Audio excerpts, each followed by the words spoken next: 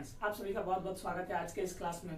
तो फ्रेंड्स, हमने last class में प्रॉफिट एंड लॉस का बेसिक्स के बारे में जाना था। ठीक है फ्रेंड्स, तो आज उसी बेसिक्स के बिहाफ पे हम एकदम जीरो से, एकदम लो लेवल से ही क्वेश्चन सॉल्व करना चालू करेंगे। तो फ्रेंड्स, आप नए हैं या आपको अभी तक प्रॉफिट एंड लॉस नहीं पढ़ा है तो कोई भी टेंशन लेने की जरूरत नहीं है, क्योंकि हम बिल्कुल बेसिक से एकदम जीरो लेवल से टॉप लेवल तक जाएंगे। ठीक है फ्रेंड्स, ये रहा हमारा प्रॉफिट एंड लॉस का फाउंडेशन बैच का सेकंड क्लास। ठीक है फ्रेंड्स, तो आज हम बेसिक्स क्वेश्चंस देखेंगे।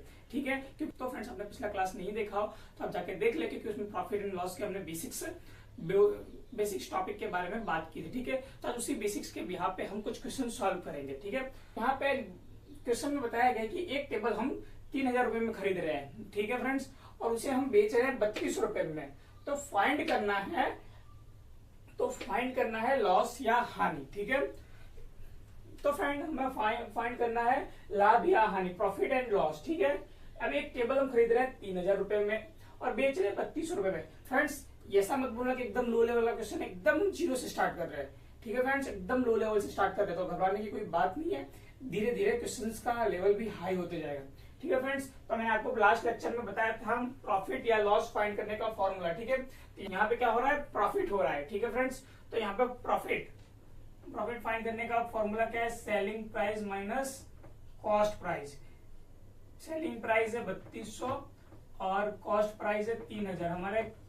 हमें 200 रुपए का प्रॉफिट हुआ है। ठीक है फ्रेंड्स, ये है पहला क्वेश्चन। ठीक है, ये एकदम लो लेवल से हमने स्टार्ट किया है। ठीक है फ्रेंड्स, तो अब हम अगला क्वेश्चन देखते हैं।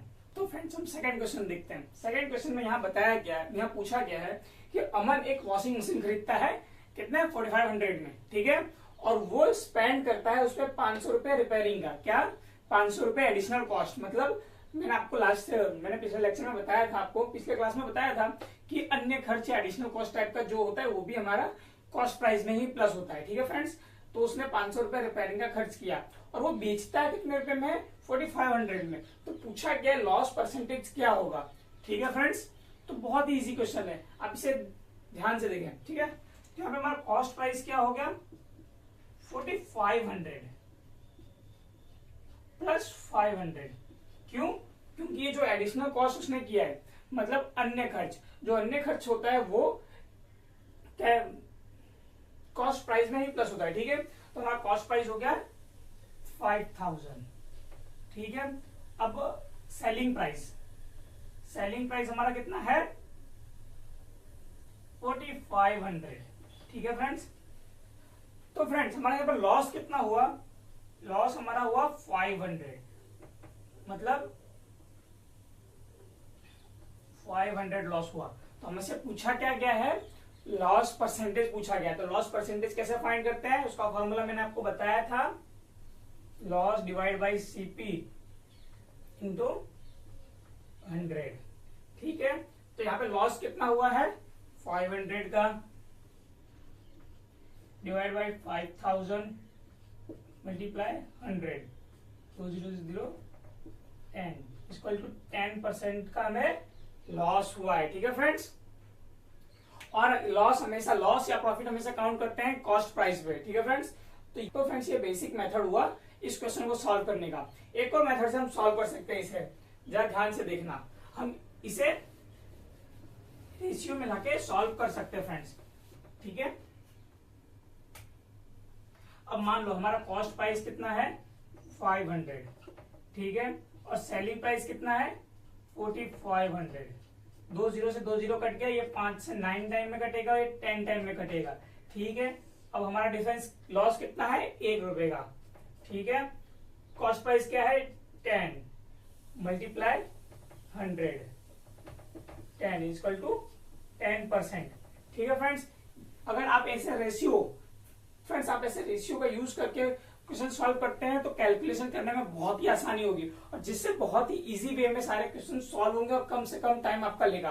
ठीक है फ्रेंड्स, तो फ्रेंड्स आपको गवर्नमेंट जॉब्स के एग्जाम में कम से कम टाइम में कोई भी क्वेश्चन सॉल्व करना रहता है, तो ये उसी तरीके से आप रेशियो का यूज करके इस तरीके से आप क्वेश्चन सॉल्व कर सकते हैं। ठीक है फ्रेंड्स, तो फ्रेंड्स हम नेक्स्ट क्वेश्चन देखते हैं।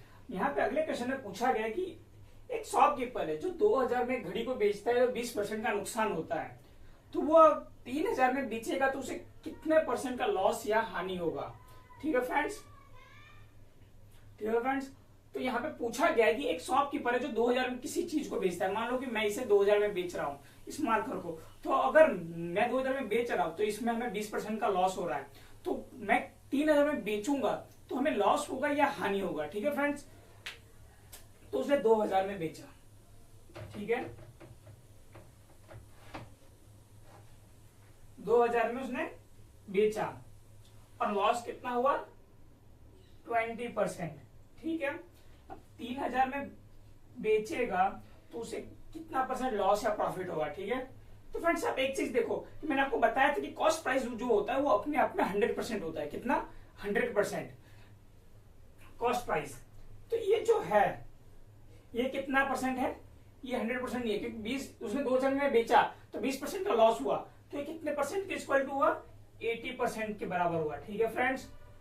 तो आप एक सिंपल सा रूल देखो, अगर हम फ्रेंड्स अगर आपने पढ़ा हो यूनिट मेथड में, तो एक मजदूर किसी काम को 5 मजदूर किसी काम को 10 दिन में करते हैं, तो एक मजदूर कितने दिन में करता है 10/5, और यही 6 मजदूर कितने दिन में करेंगे 10/6 10/5 इंटू 6, ठीक है फ्रेंड्स। तो हम इस तरीके से फाइंड करते हैं, फाइंड करना होता है उससे हम मल्टीप्लाई करते हैं, ठीक है फ्रेंड्स।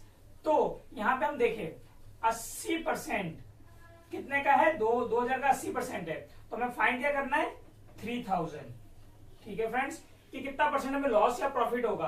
तो 30 से 30 40 equal to 40 into 3 equal to 120%, ठीक है फ्रेंड्स। तो अगर वो इंसान अगर वो शॉपकीपर 3000 में बेचता है तो उसे 20% का प्रॉफिट होगा, क्या 20%, 120% आया तो इसका मतलब क्या हुआ 100 से ज्यादा, और 100 से ज्यादा हुआ तो हमें प्रॉफिट होगा। तो 120% में उसने बेचा तो हमें 20% का प्रॉफिट होगा, क्या हुआ हमें 20% का प्रॉफिट।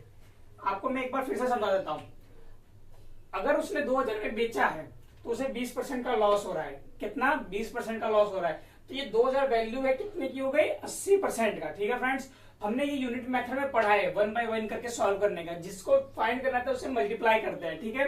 यहाँ पे 80/2000 मल्टीप्लाई 300 हमने किया तो हमारा आया 120%, तो 120% मतलब 20% हमारा प्रॉफिट हुआ, ठीक है फ्रेंड्स।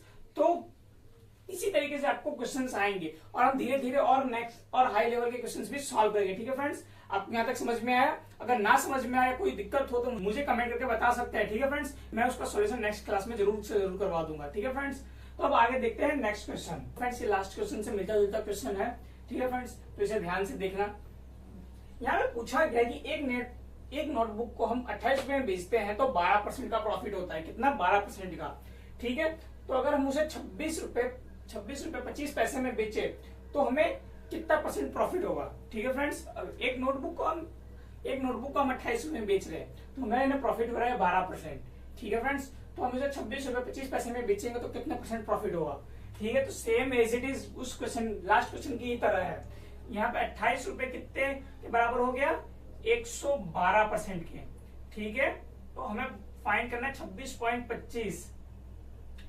रुपए 25 पैसे कितने परसेंट के बराबर होगा, ठीक है फ्रेंड्स, ये हमें फाइंड करना है। जैसे हमने लास्ट तो फ्रेंड्स हम इस क्वेश्चन को सॉल्व करेंगे जैसे हमने लास्ट क्वेश्चन सॉल्व किया था, ठीक उसी तरह, ठीक है फ्रेंड्स। 112 डिवाइड बाय 28 मल्टीप्लाई 26.25, तो ये पॉइंट हटाएंगे तो नीचे 100 आ जाएगा, ठीक है फ्रेंड्स। हमें फाइंड क्या करना है कि 26 रुपए 25 पैसे कितने परसेंट का प्रॉफिट हो रहा है। अब ये 28 रुपए में हमने बेचा, ठीक है फ्रेंड्स, 28 में हमने बेचा तो हमें कितना 12% का फायदा हुआ, तो ये 12% कितने के बराबर है, ये जो 28 रुपए है 112% के बराबर है, ठीक है फ्रेंड। तो हमें ये फाइंड करना है कि कितने परसेंट प्रॉफिट हो रहा है, ठीक है। तो ये 28 से 4 टाइम, ठीक है, और ये 4 से 25 टाइम, और ये 25 से 105, ठीक है फ्रेंड्स, ये 105। तो हमें हमारा आंसर आ गया 105%। तो हमें कितने परसेंट का प्रॉफिट हो रहा है 5% का, ठीक है फ्रेंड्स। तो इसी तरीके से सारे क्वेश्चन सॉल्व होंगे। तो फ्रेंड्स यहाँ पे फिर से देख ले, हमने 28 रुपए में किसी चीज को बेचा तो 12% का प्रॉफिट हो रहा है, तो ये कितना हो गया 112%। तो हमें 26 रुपए 25 पैसे में बेचेंगे तो कितना परसेंट का प्रॉफिट होगा, 5 रुपए का प्रॉफिट होगा। इस तरीके से ये क्वेश्चन सॉल्व होगा।